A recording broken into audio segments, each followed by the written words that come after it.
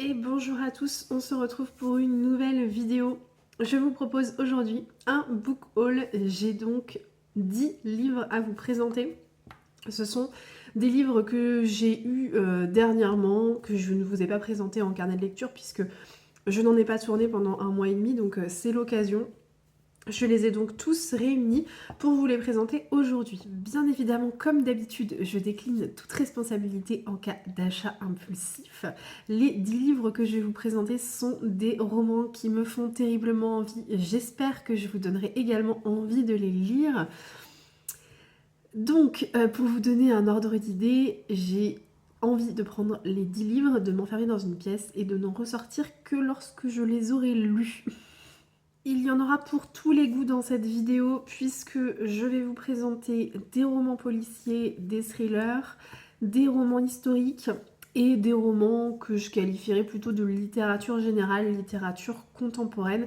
Et je vous propose de démarrer tout de suite avec la partie littérature contemporaine justement. Le premier livre que j'ai acheté dernièrement et que j'avais très envie de lire en arrivant chez moi lorsque je l'ai eu entre les mains, c'est le dernier roman de Serena Giuliano, Un coup de soleil.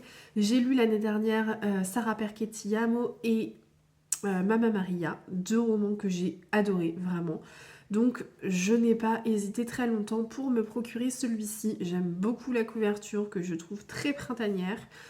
Un coup de soleil, ça se passe bien évidemment en Italie, à Salerno, et c'est l'histoire de Éléonore, qui est une mère de jumeaux ados, et qui est femme de ménage. Et donc, Éléonore, elle vient de se séparer de Marco, et elle a du mal à se faire à cette séparation, elle a du mal à l'oublier, Marco.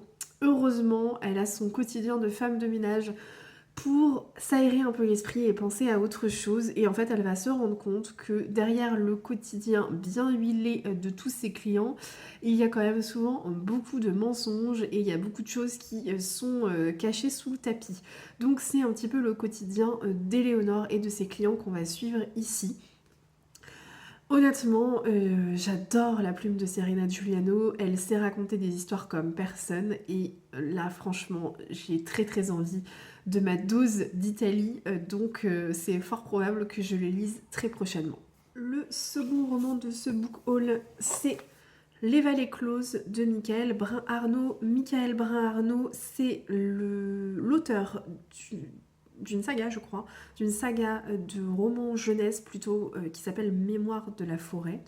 Je crois que c'est ça, de mémoire.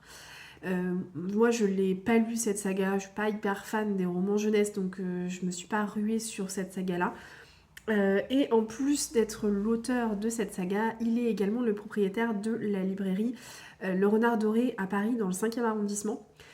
C'est une librairie que je connais bien puisque quand j'habitais à Paris, j'habitais dans le 5e arrondissement avec mon conjoint. Et mon conjoint adore cette librairie, il y allait très souvent. Donc c'est vrai qu'on a passé quelques samedis après-midi dans cette librairie à flâner. Donc c'est quelque chose, enfin c'est un endroit que je connais bien et j'ai très envie de découvrir la plume de Michael Brun-Arnaud, notamment parce que je suis assez curieuse de le découvrir en tant qu'auteur.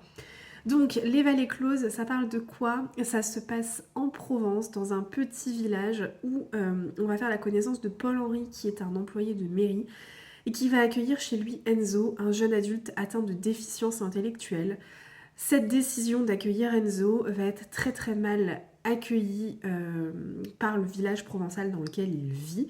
Et en fait, dans ce village-là, si vous voulez, les préjugés sont rois.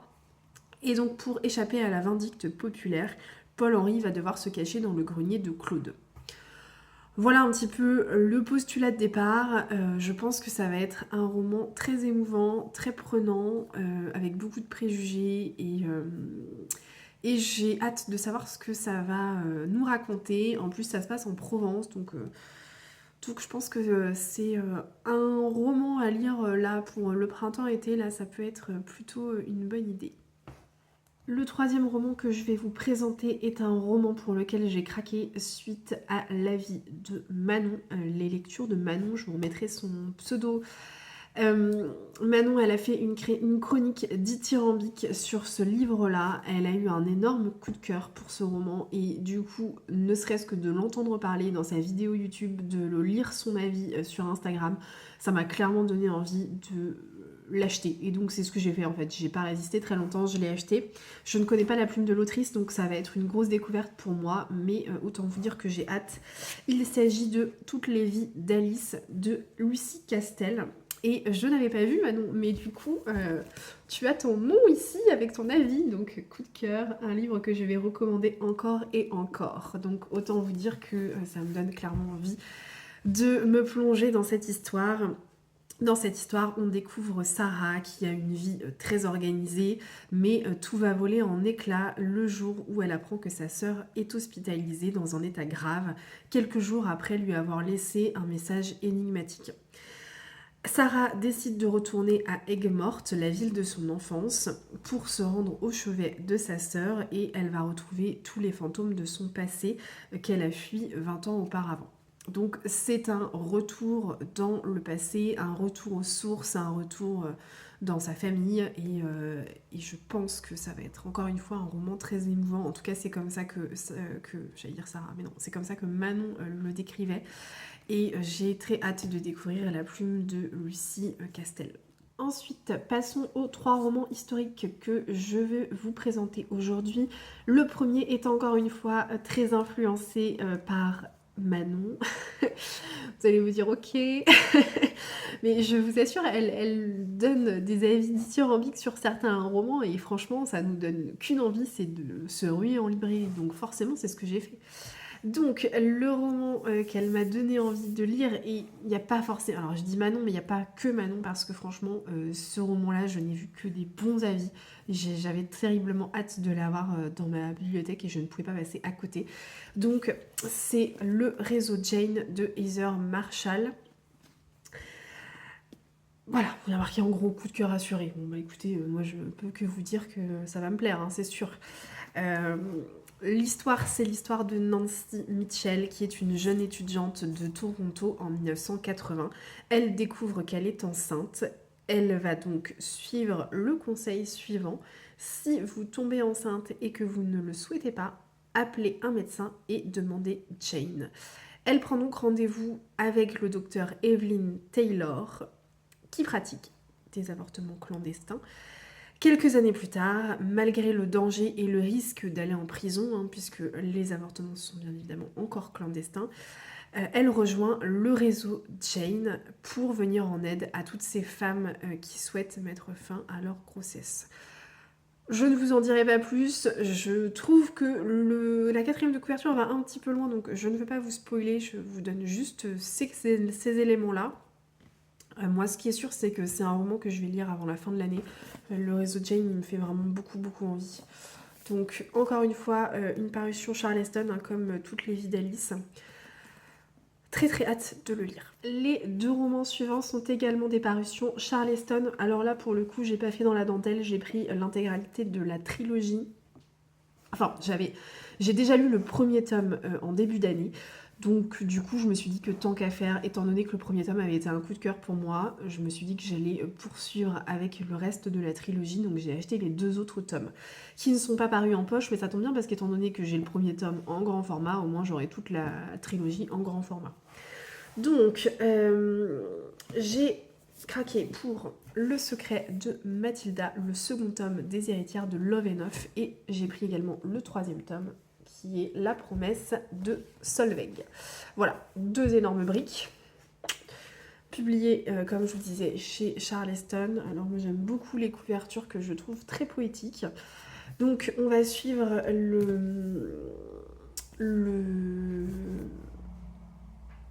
la suite en fait, enfin la suite des aventures de la vie de Agneta Lejongarde. Alors je pense que c'est un peu plus sa famille en fait qu'on suit dans ces tomes-là. Je vous en dirai pas plus, je vais pas lire les 4e ni rien, puisque si vous n'avez pas lu le premier tome, ce serait dommage de vous spoiler les tomes suivants. mais en tout cas c'est l'histoire de la famille de Agneta. Ça se passe en Suède. Le premier tome se passe juste avant la Première Guerre mondiale, et là pour le coup on est un petit peu plus tard, hein. Dans ces tomes là on est plutôt dans les années 1930 et 1960, donc à voir ce que ça va donner. Si vous connaissez la saga et que vous avez déjà lu la trilogie, n'hésitez pas à me dire ce que vous en avez pensé. Ensuite, le livre que je vais vous présenter est un roman à mi-chemin entre un roman policier et un récit historique, enfin un roman historique. Donc il s'agit de ce roman-là, Les ombres de Big Ben de Michel Salter. Ce roman se passe à Londres en 1920. On suit Iris Woodmore qui revient dans le quartier de Westminster pour écrire sur l'affrontement de deux femmes qui tentent de faire leur entrée à la Chambre des communes. 6 ans plus tôt, Iris a perdu sa mère qui s'est noyée dans la Tamise lors d'une manifestation de suffragettes, tout simplement. Et elle va apprendre, en creusant un petit peu, que sa mère ne se serait pas noyée par accident, mais elle aurait sauté, ou on l'aurait forcée à sauter. Et donc elle va tout faire pour faire la lumière sur cette affaire. C'est un roman de suspense. Alors il me semble, mais je ne veux pas vous dire de bêtises, que c'est le premier tome d'une saga. Je n'en suis pas entièrement sûre. Il me tente beaucoup parce que tout ce qui est lié aux suffragettes m'intéresse énormément. Là, en l'occurrence, on est dans le Londres des années 1920. Donc c'est une période et une époque et un lieu qui m'intéresse beaucoup. Et j'ai très très hâte de le lire. Il est sorti très récemment aux éditions L'Archipel. Si vous l'avez déjà lu, je suis curieuse d'en savoir un peu plus et de connaître votre avis. Passons désormais au policier thriller. Donc j'en ai 3 à vous présenter. Le premier n'est autre que le dernier roman de Claire Favant, De nulle part. Alors celui-ci il me faisait beaucoup envie. Claire Favant, je n'ai lu que 2 romans d'elle. J'ai lu sa duologie Le tueur intime et Le tueur de l'ombre, qui clairement glace le sang, il n'y a pas d'autre mot. Euh, Ça a été une excellente lecture, enfin ces 2 romans ont été une excellente lecture, mais ça m'a complètement traumatisée, hein. Donc je n'ai pas lu de Claire Favant depuis, mais celui-ci me tentait énormément. Donc dans ce roman, en 1990, 2 jumeaux sont confiés à l'assistance publique et vont avoir 2 destins sensiblement différents puisqu'ils vont être adoptés séparément. Le premier, Antoine, va être ballotté de foyers sordides en famille d'accueil. Et le second, Raphaël, va lui être adopté par une famille intègre qui a très bien réussi. 30 ans plus tard, Raphaël débarque chez Antoine, son frère, et lui propose un plan qui pourrait clairement changer le destin d'Antoine. La 4e de couverture est assez énigmatique, elle n'en dit pas beaucoup. Je vous avoue qu'avec ces éléments-là, j'ai un peu du mal à voir quelle va être l'intrigue policière, le thriller qui va se développer autour de ça. Mais je fais confiance à Claire Favant pour avoir clairement transpiré et pour avoir fait des cauchemars pendant de longues semaines après avoir lu sa duologie. Je sais que je ne serai pas déçue avec celui-ci. Autre roman policier qui a rejoint ma palle, il s'agit de ce roman, Le bon père de Santiago Diaz, un écrivain espagnol. Donc l'histoire se passe à Madrid.